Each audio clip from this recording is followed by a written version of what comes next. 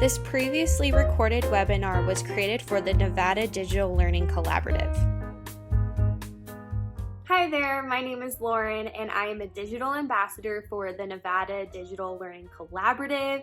And today I'm very excited to be sharing with you everything related to Canvas quizzes.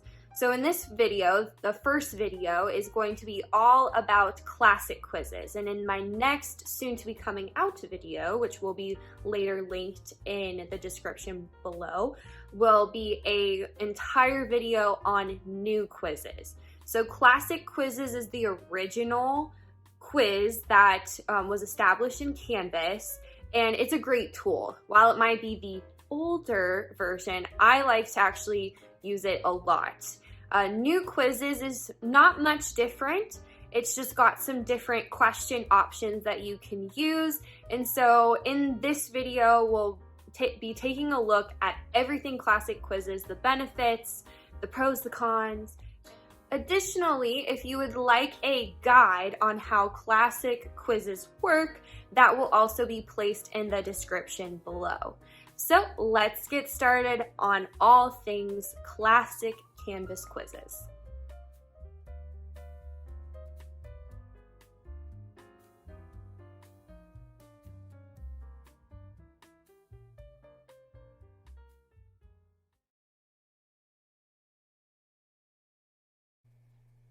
I am in my sandbox course and I'm going to show you how to create a classic quiz first. So we would obviously head on over to quizzes and we can click the blue quiz button. But of course, the other way to do it, if you, let's say, are building within modules, and sometimes I really like to do this because I like to build my modules out like one assignment at a time. So another option is to click like on a module, click the plus button and go to quizzes. And it's usually the same process. So you click create quiz, new quiz, classic quiz, the name of it, and like the group. So that's just another option. But for today, I'm going to go here into the course navigation bar.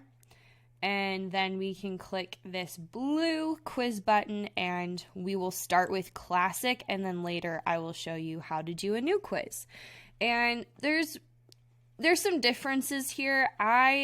Because I guess I'm old school, I really like classic quizzes, and new quizzes sometimes can be a little fidgety because it is an external tool quiz, but it's still not bad. So of course, we're going to start with giving it a title.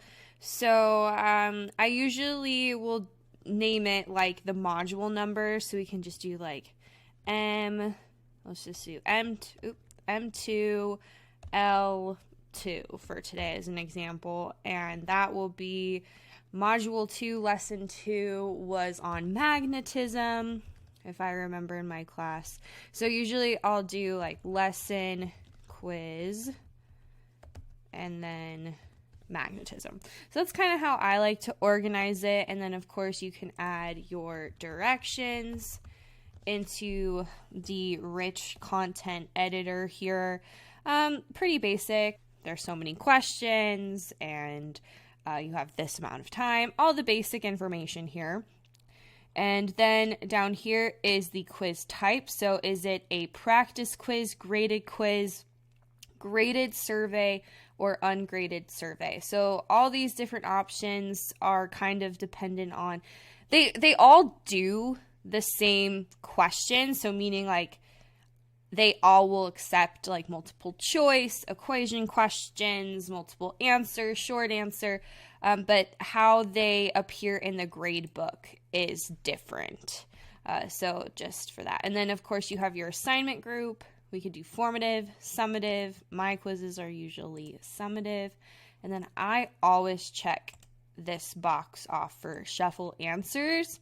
You can add a time limit, allow multiple attempts. I do this in my class because it's actually encouraged by my school to allow them to have multiple attempts, and I take the highest. So you can click this box and then say I only want them to be allowed to take it twice.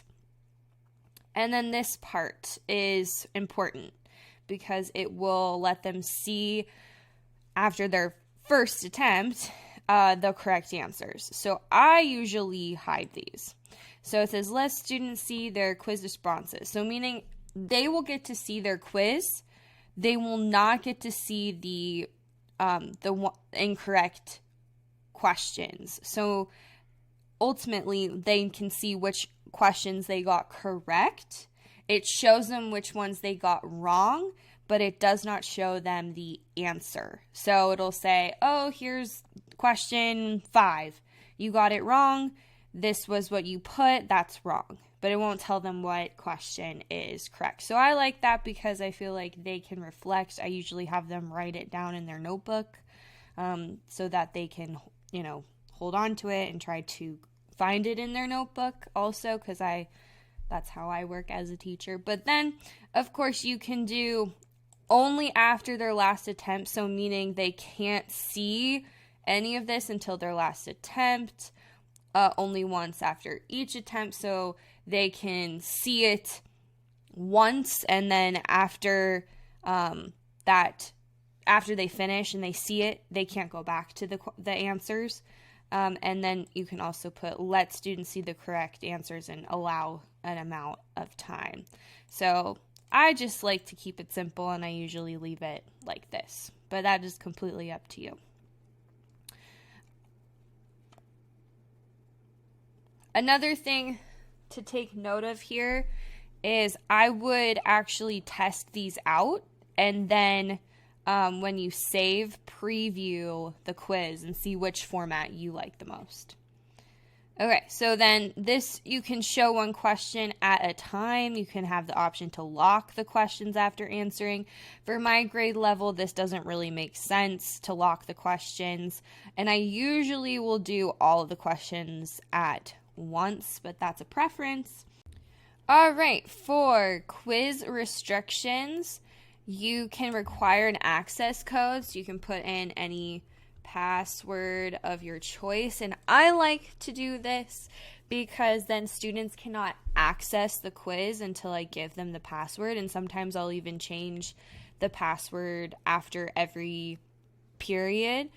So like, for example, if this is the password for first period, I might for second period do password 2 for second period, and so on. That way period 1 cannot share the password.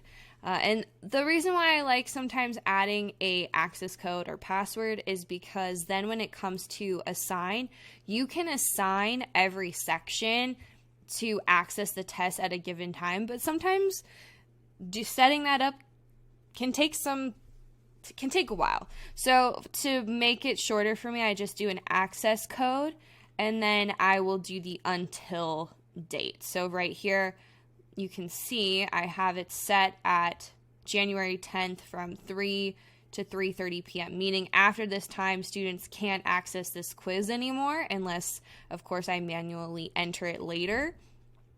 So we can even make it due at that same time here, so 3:30 p.m.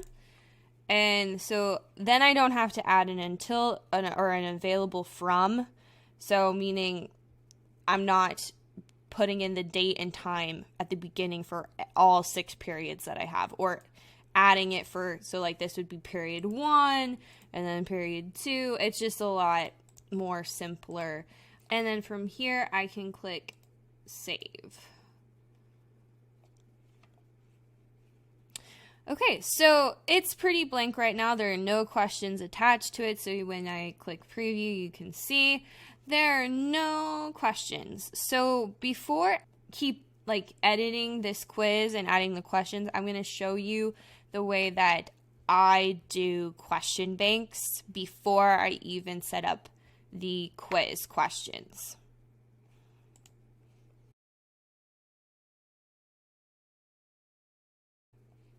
So I am back on my quizzes page, and instead of going over here, we can see here is the quiz that I have.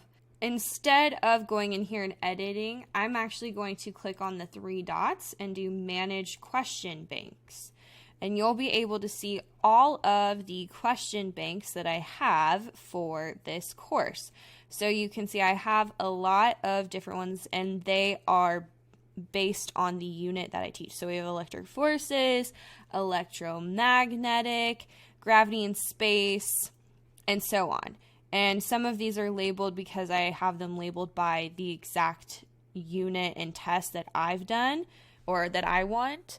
And then the others, some of them are from the district that I have imported. Like you can see Module 7, SA. These ones are from the district that I've imported. So all you have to do to create a new question bank is go add question bank, and then since our test is on magnetism, we will type that and it will create, it says no questions at this time, and we can always flag it if we want, and then we can edit this. Oh, edit the title. We're not going to do that. We're going to enter it. Okay, so now from here I can add questions, edit the details, move questions to a different bank, or delete it altogether, or bookmark it. So I'm going to start adding questions here, and we can get a look for all the different types. So we have multiple choice, true, false, fill in the blank, fill in multiple blanks, multiple answer, drop down menu, matching, numerical answer, formula questions, essay questions, file upload questions, and text no question. The question I use the most is multiple choice. All you have to do is select it, and then you type in your question. Here, you can, of course, insert an image. Note to the educator, you cannot copy and paste your image here. You need to insert an image from your course or upload it, because it will not appear if you do a copy and paste. So all of the images, if you copy and paste, will appear blank. So make sure you insert image to add one into your question. Then, of course, you're going to do answer. So you can type in your answer here. And right now we've got 4 possible answers, but let's say you only want 3. You can come over here and delete. Or you can, of course, add another answer. So if you want to do that, pretty basic. And then you have to click update the question when you're done. Okay, so true or false question looks really similar. It's just true or false. So you get to decide what your question is. Like this statement, is it true or is it false? And then it just gives them an option for true or false. We also have fill in the blank. You write your question here, and then you provide possible answers. So I'll show you what this looks like. Let's say a word for change in position is, so that would be motion. So we could put here, so all of these answers are going to be correct. So we put motion, capitalized, motion, lowercase. Those are really the 2 that make sense to me. So that's how I would leave it. And then I would update question. So if the student types motion in capital letters, that would work. I guess another option could be all in caps like that. And then I try to do as many as possible. And so sometimes students will be like, does it have to be spelled correctly? And I go, yes. So that way the computer gets it. And then that would be it. So then we can add another question. So that was for fill in the blank. Then you have fill in multiple blanks. And this can get a little tricky. So with this, you're going to enter a question. You basically are putting in brackets. So you would type in plants need blank, comma, blank, comma, and blank to survive. And then like here I would put, oh, wrong one, answer 1, answer 2, and answer 3. Oh, there you go. And so then it would be down here, we would add another possible answer because there's 3. So answer 1, answer 2, answer 3. It generates this for me.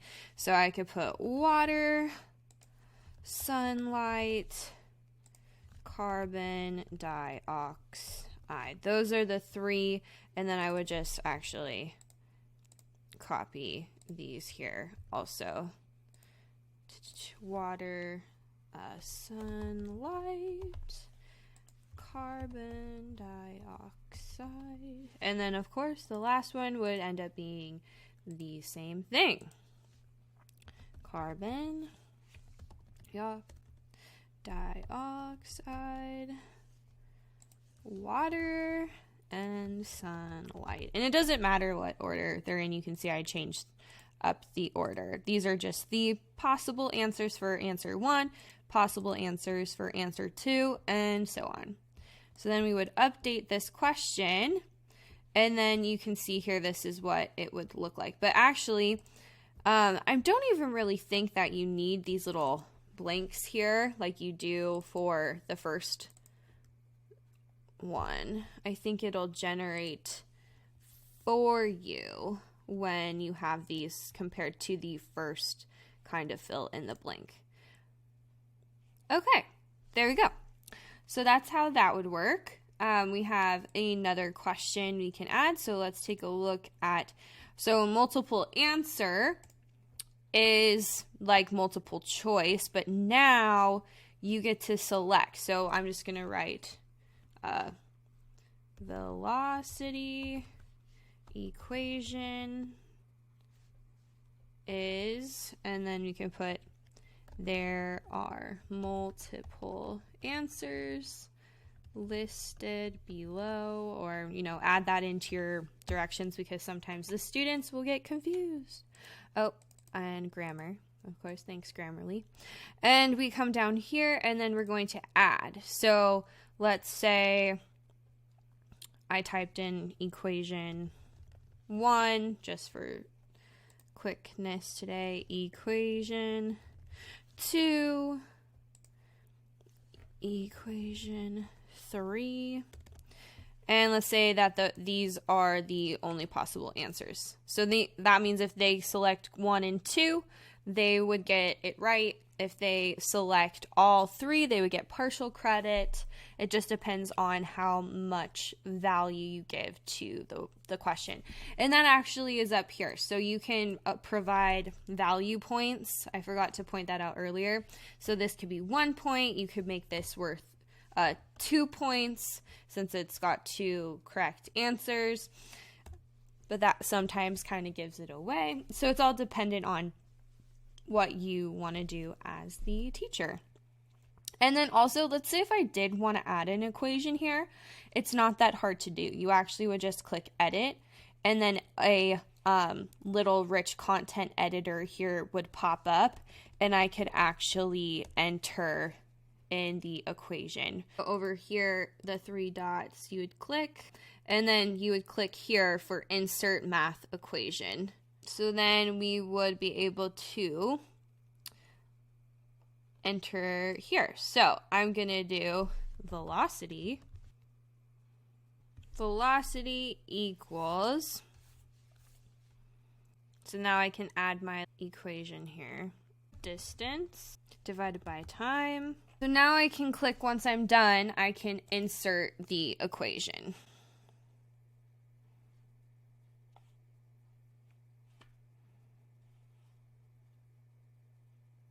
and it will appear right here, and I'll click done. And now we have an equation as an answer. So that's another really nice tool, especially for math and science.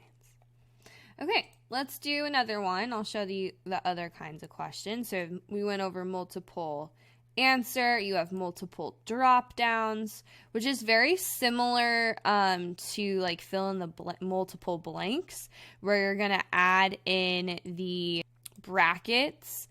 But note that when they click on it, it's going to show the multiple answers. So meaning, let's just like copy this equation up here. I'll click plants need. So plants need blank, blank, and blank. So the first answer we can put, water is going to be the correct one. We'll do the correct answer for the second question is going to be carbon dioxide. The third one will be sunlight. And so then we can put here coffee, because I really love coffee. And then I can add another one. Let's do milk. And then answer 2, carbon dioxide. A lot of the time students get confused and they think oxygen is one. So you could put oxygen and helium. There you go. And then we could put sunlight. Instead of sunlight, we could do glucose. That's cellular respiration. Sugar. And sugar is glucose. And then save. So now, and I'll show you what these kind of look like once we're done here. So plants need blank, blank, blank. They will have drop-down menus here. Okay, let's do another question. And instead of multiple drop-downs, matching. I really like matching. So we can do match the definition with the correct term. We're going to add. So see, we add the matching here. On this side, so the left side is what they're going to see. The right side are the possible matching answers. So I always like to put the definition, let's say they have a bunch of vocabulary words, or even, you could even put a picture up here and then have them match and put what's point A on the picture and then have the term over here. But I will always have the possible answers on this side, because if you have the definition over here, when they click on the drop-down menu, it's really hard to see and read all the possible answers. On this right side here, you want them to be short because it's a lot easier for the students, to read through and pick the appropriate answer. So definition, if you're doing definition like vocabulary words, definition over here, and then the possible term or answer on this side. Then, of course, you can do A, B, C. Let's say you have a question where there needs to be labeling. Then let's say A is sunlight. We'll go with the photosynthesis theme. B, we can say, is carbon dioxide. And C is water. So those are I'm imagining that there is a plant picture up here. And so part A shows the sunlight, part B shows the carbon dioxide, part C shows water. And then I can add down here additional terms that are not correct to kind of throw them off. So instead of carbon dioxide, a lot of the time students get carbon dioxide and oxygen confused. But then it says type each distractor on its own line. So oxygen will be a possible answer, and then we'll put glucose as a possible answer, sugar, coffee, because I'm currently drinking my coffee right now, so that's why I'm thinking about it. And then we will update the question, and it'll only show like this for preview. But again, we have this is only worth 1 point, I would, and then we got all these extra ones here. We'll just delete those.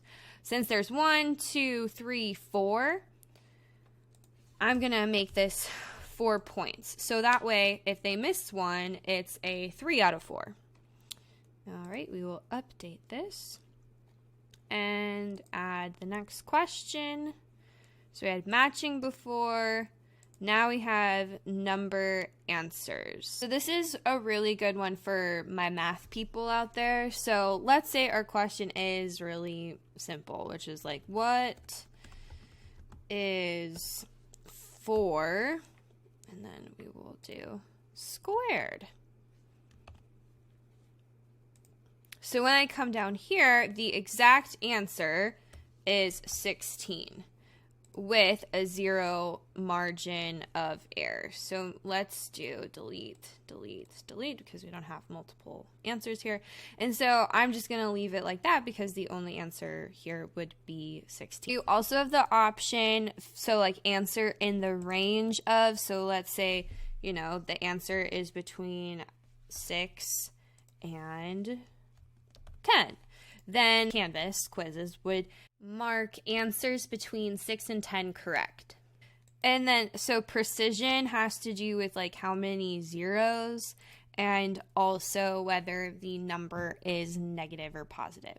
But we will go back to exact answers, 16, update, and that is the numerical answer. All right, so from numerical answer, you have the formula. Formula question, you have to type in with brackets x somewhere. So let's just do the example. What is 5 plus x? So I'll put it in the brackets. Once I've put x in brackets, then down here it tells me variable definitions. So down here I can add the minimum and maximum variables. So let's just do 20, recompute, and then we have 3 examples. So now I can do the rewrite the formula up here. So 5 plus x.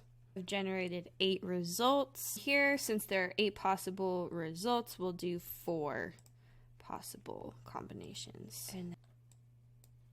So when you generate, it will give you these, and then we will do update. Essay question is very simple for my ELA people. You type a prompt.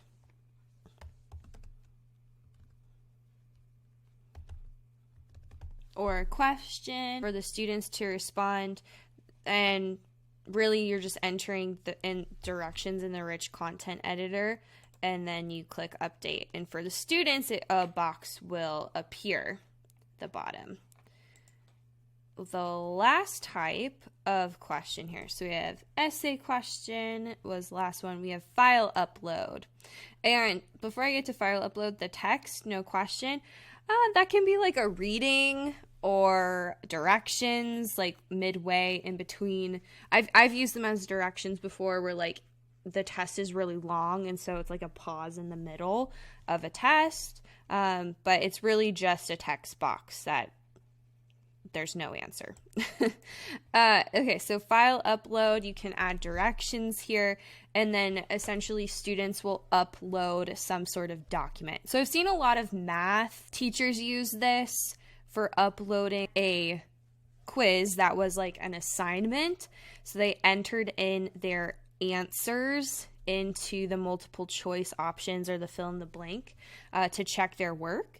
And then the final question was a file upload, where they had to upload, let's say, a picture of their written work.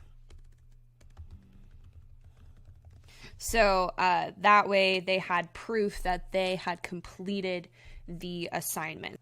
I always thought that was a really awesome way to complete math assignments in Canvas. Now what I'm going to do is I'm actually going to edit the name, because I want to make sure that I can identify it, and I already have magnetism. So I'm just going to type in demo questions, and then edit demo questions.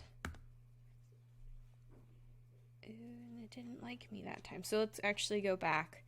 We will go to, and we'll bookmark this one so it's at the top. And we'll go back to quizzes because it auto-saves. And manage test banks. Here we go. So it's just a lot. My computer is being laggy today. So now that is my question bank. So when I go back to quizzes and I have my lesson quiz magnetism here, which let's just rename it for funsies right now. So demo questions. Now we're going to add them. So we're going to add a question group and then link to a question bank. Demo questions, select bank. And we're going to pick all 10 questions. So creating a question group and then linking it to the question banks that you created is really helpful because let's say I don't want all 10. I can actually do 3 questions from here and it will randomly choose 3 for each individual student. And then I can do a new question group and let's say I want 2 questions from any question bank. Let's just do electrical forces for right now. And so that way I can really customize my quizzes, which is super nice here. And what I like about this is like for final exams, let's say, you're testing them on multiple units. This is a great way to reuse the questions that you've already created, which is why I do suggest creating question banks and not adding questions into like creating the questions within the quiz. So I can create group or the other option, so I can click cancel, new question. I can add questions just to this test. But like I said, I don't really like to do that. Find questions. So now here is my group. I can select all of them like so and then add them this way. That's another nice way to do it. So again, the benefit of creating those quiz banks before you like attach them to the quiz or even create questions within a quiz is that you will always have the quiz bank saved separately. So if I were to go, I don't like this question, I can just come up here and delete it and get rid of it completely. And then it's gone from here, and I'll delete this one too because it's blank. And then it's gone from here, but it has not disappeared from your quiz bank. And then if I want to, I can find other questions as well. So this gives you a lot of flexibility. Let's say, one year you did all these certain questions and then you want like the following year you need to combine them. It just gives you some flexibility, which is why I prefer to create the questions outside of a quiz. Or again, you can do the new question group. I'm going to do it like this, and then we can see all of the question details. We're going to save this.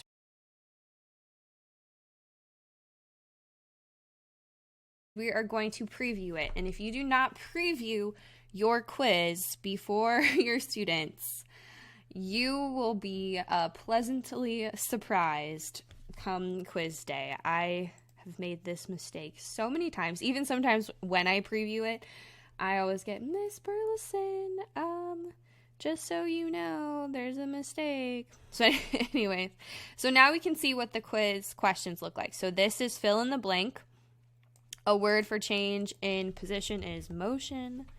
So here, plants need water, sunlight, carbon dioxide. So this is what your students would see. And then velocity equations are. So now I see, there's extra boxes here. I need to go back. So that's when you go keep editing and you would edit this question. Let's see. So now we can see this is the multiple drop-down menu. Right? Helium. We're just like, I'll show you what it looks like incorrect. So we'll leave it like that. and then match the definition. So now you can see if I had long definitions on this side versus like the terms, it would be very hard to read. Sometimes definitions, like if we're doing vocabulary, match the vocabulary definition and the term. If we do long definitions on this side and the terms over here, it's going to be really hard to match correctly. And sometimes the definitions will even get cut off. So I suggest definitions on this side, terms over here. So question 16, what is 4 squared? 16.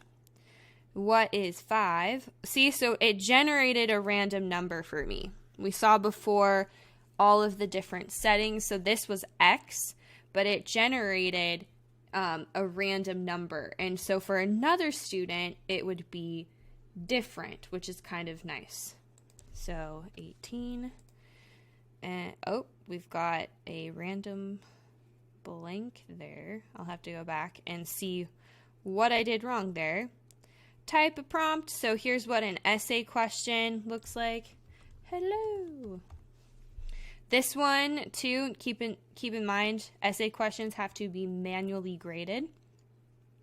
And then here is the upload. So choose a file and then all of your files will pop up. Okay, and then what we'll do is we'll click submit so we can see what this looks like. And I did very poorly. So we got a 1 out of 1. This was good. I didn't answer this one because I got stuff wrong. And so you'll see I got partial. The way that I have it set it up is I see that I got this one wrong, but I got partially correct. So it doesn't show me the correct answer. This one we didn't answer. We got this one correct. We got this one correct. I need to go check. See, this is why previewing is so important. So question 8, we need to look at this one. See, it says not yet graded because I would have to manually grade the responses and then not yet graded here, but we didn't add a file, so it's unanswered. So let's go back into edit mode and we'll go to questions and show question details. That's always helpful. And we will go to question. What happened here? Oh, it's just a random that got in there somewhere. So all we have to do, I'll show you how you can delete this, is we'll click cancel and exit. And yes, we want to delete that question. There we go. The other question we need to edit is this one. So we will click here. And these are just random. So we will delete these two. And then always, always, always remember to click update question. I've had so many people, and including myself, forget to do that. And then they come down here and click save thinking that it was saved. It is not. So make sure when you are editing a question individually that you click update question. So that's how I kind of edit as I go. Okay, so here is actually one of the quizzes that I have completed for my students. So you can see here we have the directions here. It says, take this quiz to assess your knowledge of the content presented in the lesson.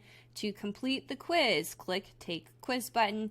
Complete all questions on the quiz. Click the Submit Quiz button upon completion of the quiz so your score is recorded. And then I always have, for additional help, I have this little help button. And then I always leave this huge note. Note, Canvas logs your activity during your quiz. If you decide to open or go to another tab or window while taking your quiz, your teacher will be notified and you will not receive credit for the summative assessment. So that notification is within the student's quiz results. Right now I am in an action log, so one of my students' action logs, and you can see everything they did during the quiz. So there's no X's, so they never looked. So this is for their second attempt. You can also look at their first attempt, and you'll see that they never removed themselves from the page. This is a good student. The other thing that I really enjoy looking at is the quiz statistics. So you can see here, it gives me a quiz summary.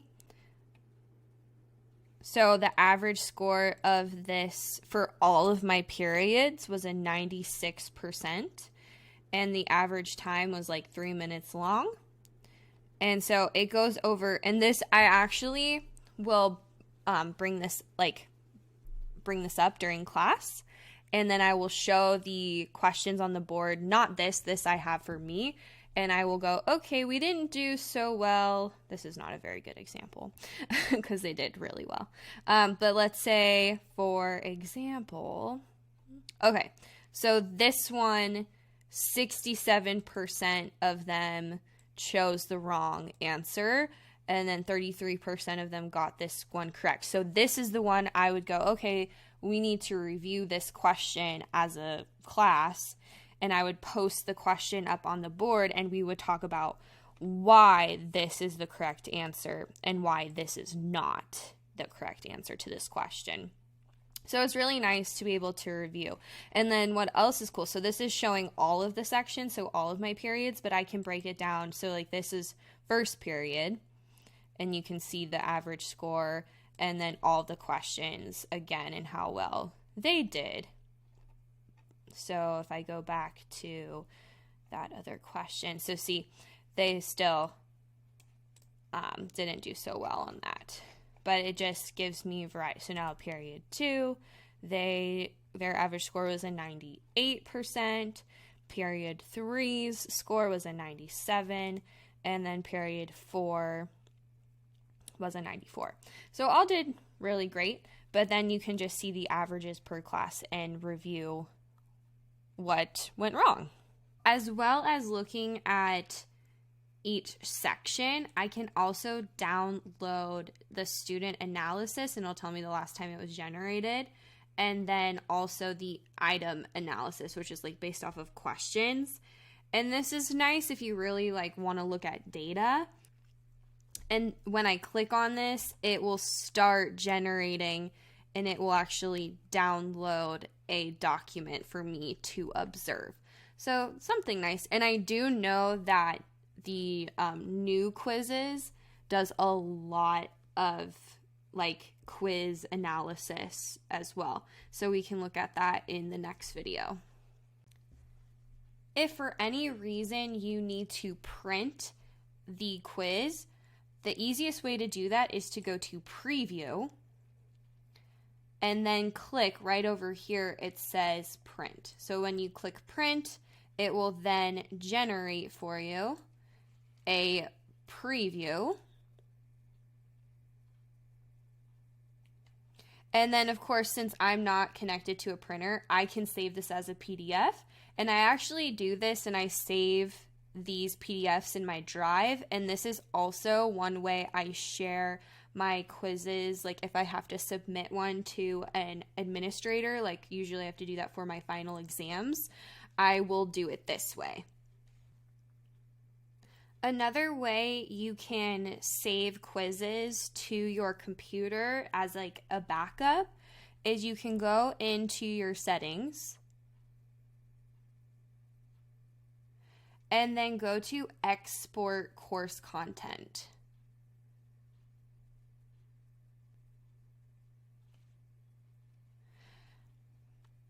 Now, you can export your entire course. I actually, on my YouTube channel, have an entire video on importing and exporting courses. But instead, we'll look at quizzes. So you can click quiz, And then you can either do all quizzes or you can select the one quiz and create an export. This will then be downloaded as a file onto your computer and you can import it to any Canvas course that's including outside of your district's instance. So for example, if you decide to move to a different school district and they use Canvas, you can export the quizzes and then import them later on. This is also how you can create a classic quiz and change it into a new quiz by creating an export and importing it. So I will show you that within the next video dedicated to classic quizzes. So within quizzes too, if I want to, let's say, share this with someone else, I can also click the 3 dots and then send it to someone, or I can copy it to another course. And what's nice about classic quizzes is when you attach questions, like I showed you earlier, to the quiz, when you make that copy, it will keep the questions. New quizzes, unfortunately, when you send the quiz to someone or copy it to another course, the questions are not attached because of the way that New Quizzes is set up as an external tool. Another way to import a quiz, which honestly I think is probably the best way, this is how I do it most of the time, is you go into your settings, your course settings, and we're going to go to import course content.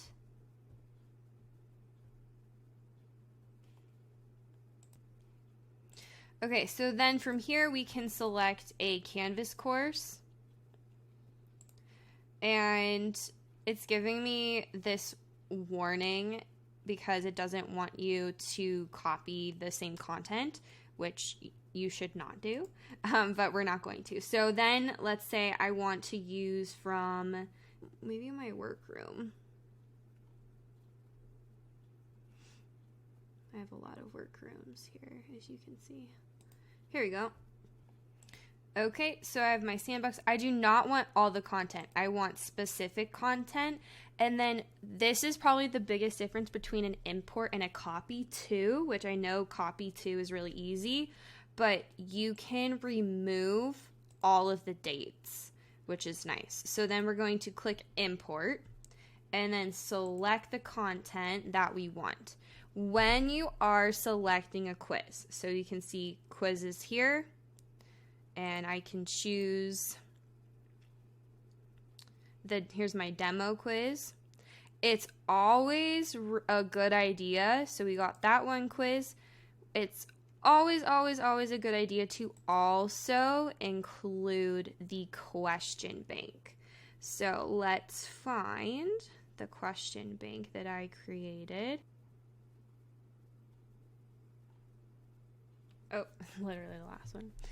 All right, and then that is what I would click, then select content, and it will start to download right here. So that's very specific, and then there's no, so if it's from like a previous year, now I don't have to adjust the date every single time. It will remove it for me and download nicely.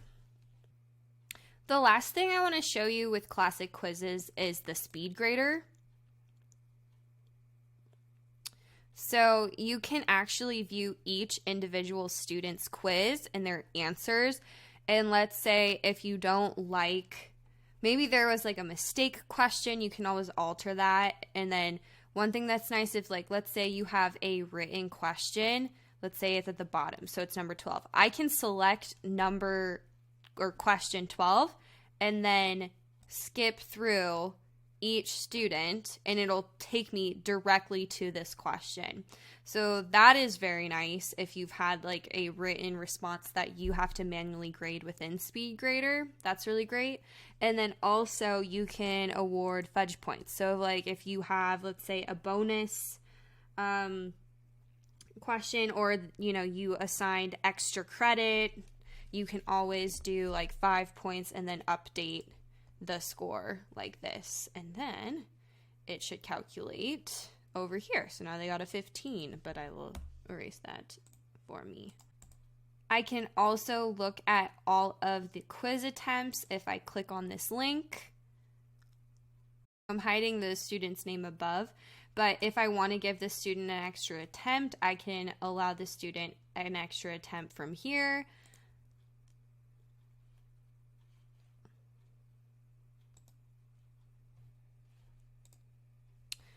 Another thing, instead of just adding a comment over here for the students to see, that isn't really specific, like let's say if question 1 I could do, instead of doing that, I could actually just go up to question 1 here and then leave a comment of why they got it wrong or right. So I can type my comment here actually, instead of a generic broad one over here. And then finally, of course, with the pencil, you can mark this late, missing, excused, or none from the speed grader, which is pretty generic. Thank you so much for joining me. I hope that this was very helpful. You made it all the way through. And if you have any questions about classic quizzes, feel free to leave a comment below, or you can also email me. I will have my email posted shortly in this video. Additionally, you can always reach out to me via social media. You can easily find me just looking up Canvas Queen and then direct message me from there. I hope that you try it out and see how you like it. And then hopefully I'll see you in the next video going over new quizzes. Yep, all right, so see you next time.